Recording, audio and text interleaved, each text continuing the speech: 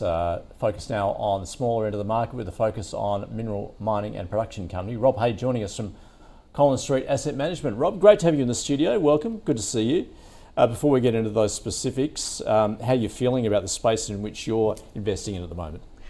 Andrew, there's always opportunity in Australian equities. As deep value investors, focusing on absolute returns, we don't have to be all things to all people, and we have the luxury of being able to really pick the eyes out of the opportunity in the market. We've seen some very attractive opportunities over the last couple of years, which are starting to bear fruit in the industrial space, certainly in the small to mid-cap gold space, some of those in production, some of those late-stage explorers.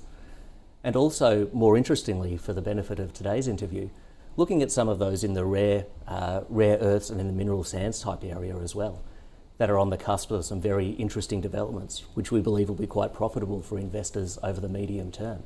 Indeed. So, Rob, your pick today is Astron Corporation. So, this is a mining and processing company, mineral sands processing? Yes, their focus is on their world-class Donald project in Victoria, which is a globally significant resource of zircon. Now, the company estimates they have over 20 million tonnes of zircon in the ground. They've refreshed their definitive feasibility study as of mid-last year, and they're looking at coming into production with the first phase of their project throughout 2027, at which point they'll be cash flow positive, potentially somewhere around the 50 million NPAT mark moving forward from there. So not a very long runway between here and where we are, where they're looking to expand and build out that mine, and when they'll actually be receiving those cash flows down the track. Now, I gather they've just entered into a new partnership. What's that amount to? This is very significant, Andrew, for the company. Now, the partnership came into effect in September of this year, and there's a few different moving parts to it.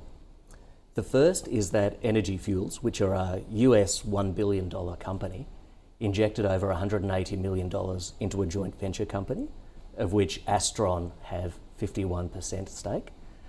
And this gives them the capital required to go through and build out the infrastructure they need for that first phase of the project. So that'd be point number one. What's also quite interesting, and dare I say it, Andrew, exciting about this as well, is that Energy Fuels have a processing facility in Utah in the United States.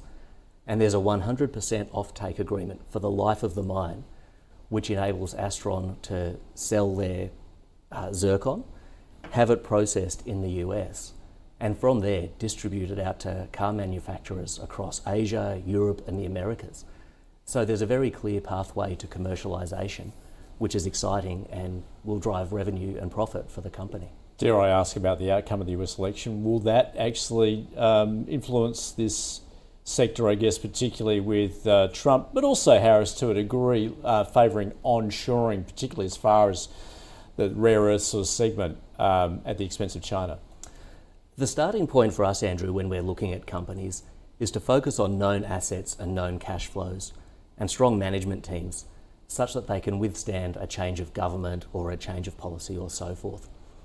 What is quite interesting about Astron, though, which does give it some protection against political risk, is that the project they have in the Donald region aligns with Australia's critical mineral strategy, which is set at a federal level, and the agreement they have for the offtake being processed over in Utah is something which is widely accepted as being ethical, auditable, and very transparent. Now, zircon being the commodity which they're primarily interested in, about half of global zircon supply is used in ceramics, of all things, so tiles for bathrooms and the like, and the other half going into electric vehicles, engines, even into spacecraft. And so the demand side of the equation should be fairly stable regardless of the outcome of the US election. And that's something that gives us confidence to commit capital moving forward. All right, so for Astron then, how do you value the company and its prospects, but also the potential risks? We value the company on where we see the earnings going over time, and after the phase one project has come through, we could see a pathway, Andrew, for this company to near on double, well over $1.50 over the medium term. Now, that's based on the phase one project coming into fruition in 2027, as we thought. From there, in terms of the risks, the key risks at this stage of the game would be around the development and the infrastructure being put in place at the mine.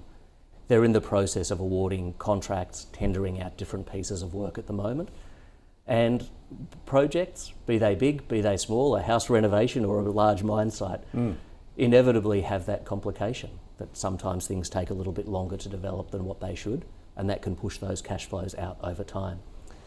The other area which we would be watching quite closely is how the company is able to secure future debt funding for the project.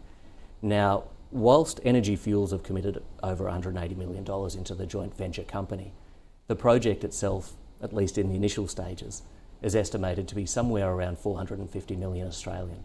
So there will be more money required. And they're in the process of negotiating with traditional lenders at the moment. So if that goes through, as the company has indicated is likely, then that would be wonderful, because the risk of capital dilution over time would be less because of that debt. If that wasn't available in the way that they would like, or on favourable terms, and perhaps if they did have to go back to the markets, then that would be a risk to be aware of as well.